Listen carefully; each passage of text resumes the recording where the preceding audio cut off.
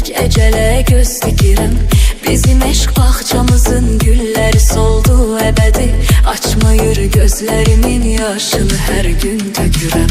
Baxıram cavanlara, hamı gülür, hamı danışır. Doğrudan maraqlıdır, həyat qaynayıb qarışır. Amma mən cavanlığımı sevgimə qurban verirəm. Qara saçlar ağarır, bel bükülür, üz qırışır.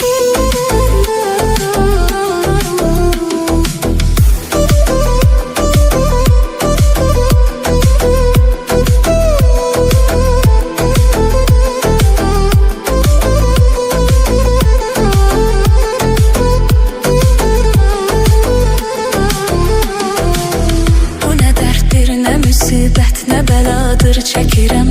Üzülür ümidlərim, tək əcələ göz dikirəm. Bizim eşq bağçamızın gülləri soldu əbədi. Açmayır gözlərimin yaşını hər gün tökürəm.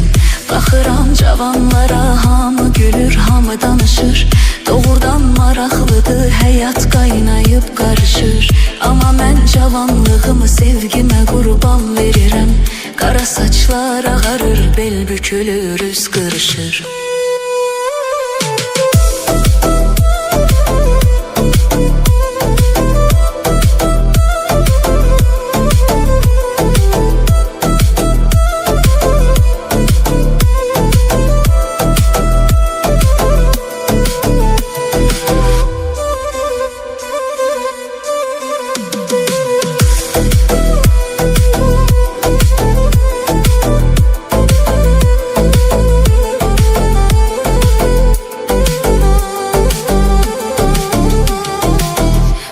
Dərddir, nə müsibət, nə bəladır çəkirəm.